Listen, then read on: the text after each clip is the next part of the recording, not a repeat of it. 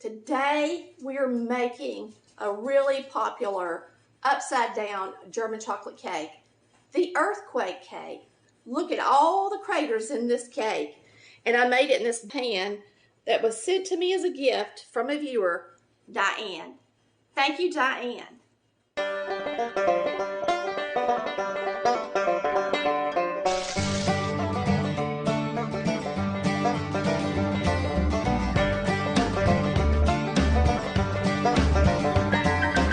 Hey y'all, it's Tammy with Collard Valley Cooks. Today our oven's preheated for 350 degrees and we're going to make an old special, the earthquake cake. Some people call it upside down German chocolate cake and some people call it earthquake cake. It is going to be so delicious. It is coconut, pecans, German chocolate cake mix with cream cheese, butter, and powdered sugar dolloped on the top. So delicious. I've got a measuring cup that I'm going to put my oil in. You're just going to go by the directions on the box for your cake mix. So we need a ½ cup of cooking oil. Now we've already got 1 1/4 cups of water in here and 3 eggs next to me. We're going to be mixing up just a typical cake mix for one of the layers of this cake. So when I do a cake mix, I typically start out, no matter how I'm mixing it up by hand or with the mixer, I typically start out with all the wet ingredients in first. So we're going to add the 1 1/4 cups of water, the 1/4 cup of oil, and 3 eggs. All right, it's time to add the eggs. You're going to use 3 eggs.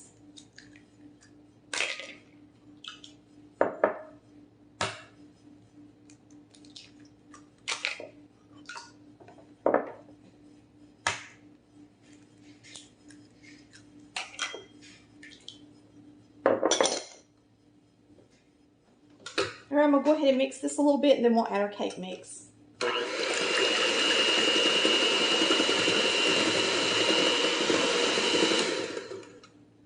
I am using a German chocolate super moist cake mix. I'm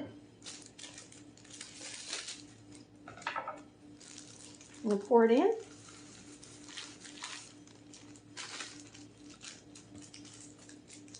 It's an easy recipe too.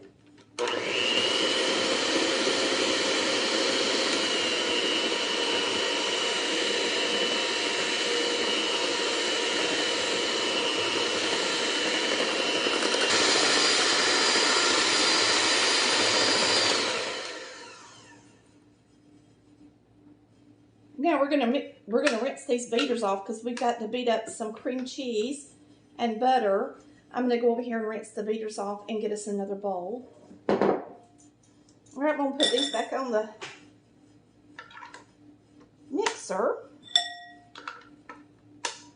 All right, we're gonna put in 8 ounces of cream cheese. I just heard the UPS man. He has delivered the Volume 3 cookbooks. We've been waiting on them for 2 weeks. It's very exciting. So after I get this cake mixed up, I'll start packaging orders for cookbooks. This is a stick of butter, which is a ½ cup of butter. So you got 8 ounces of cream cheese and a ½ cup of butter.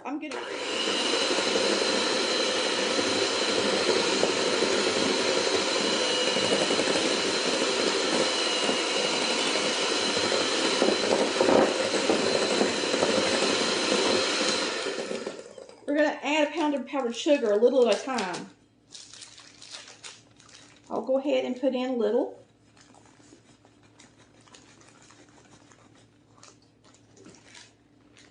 And this beater does not have a low to low speed, so it's probably going to make a mess.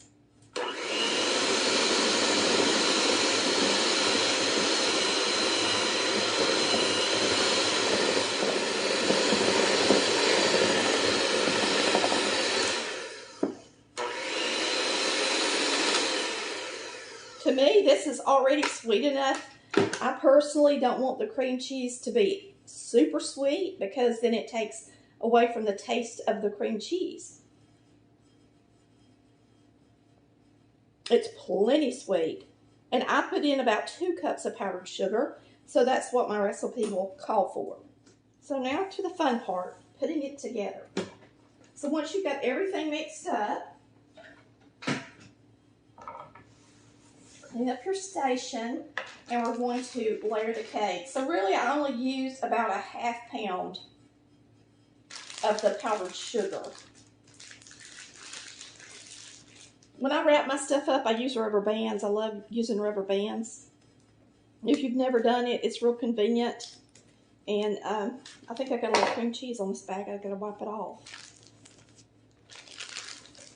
But it's really nice to use rubber bands and put things in the pantry with them.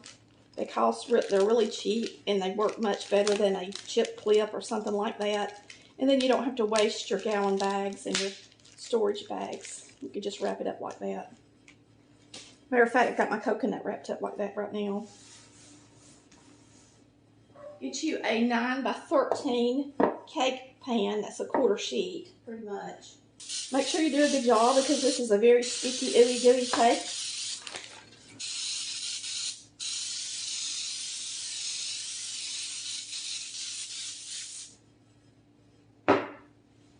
Now we're going to take a cup of coconut and sprinkle it in the bottom. And I'm not measuring. I'm just going to sprinkle coconut in the bottom of my pan.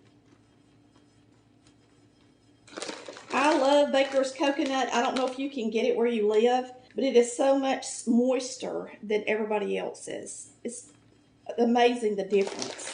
For something like this, it don't matter as much, but if you're making a coconut cake, I would prefer having the moist coconut on my cake. Now we're going to put pecans in the bottom, and I'm going to do the same thing. I'm just going to sprinkle them onto the bottom of the pan. And I've got chopped pecans right here. And you use your judgment on how many you want to use. They're expensive, so if you don't want to use a ton of them, don't. But I'm probably going to use at least a cup to a cup and a half. This cake can be frozen. Since it's just me and Chris here, I don't know that I want to eat this whole cake. He's going to love it. He loves anything German chocolate. All right, so there's the bottom. Now we're going to pour our batter in.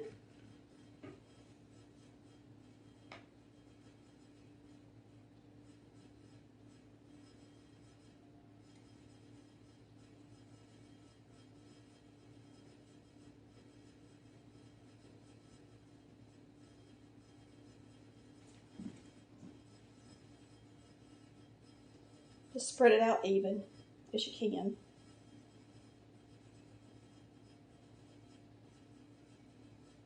And now we're just going to dollop our cream cheese mixture on the cake.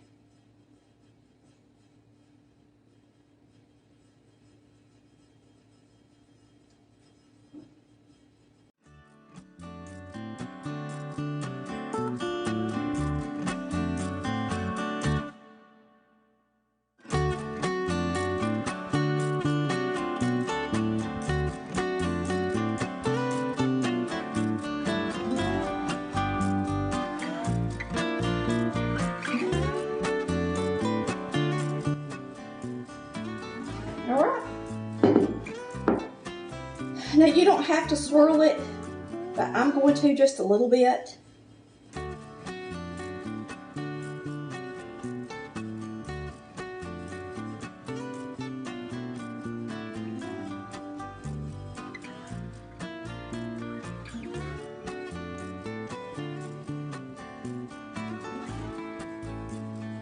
There's a lot on this end over here. All right. This is going in the oven at 350 degrees for 1 whole hour.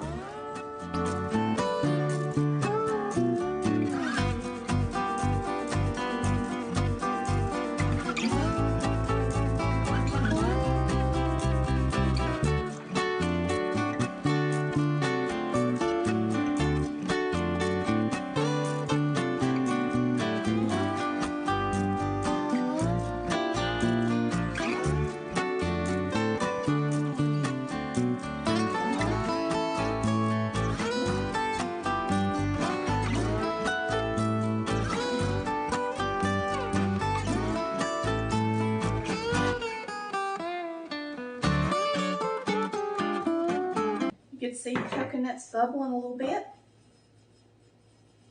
It looks like it's cratered.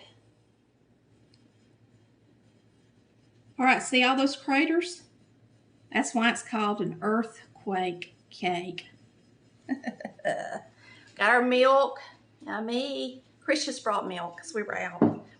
And I'm going to cut a piece. Now this has cooled off completely. I've never dumped one upside down just to see what it looks like, but we're just going to cut a piece out of this. Put it on our plate. And I'll show you how it looks. Sure, get around the bottom good. And it may take 2 pieces before I get a really nice, before I can lift a nice, no, it's lifting out pretty good. Lifting out pretty good.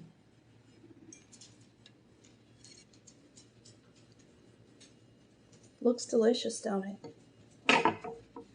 Let's take a bite. Chris loves German chocolate. I usually make the homemade kind, but every once in a while it's good to do something fun. I think my sister-in-law makes this at Christmas time. I'm pretty sure she does. It's delicious. It's delicious, y'all. And it does taste like German chocolate. Mmm.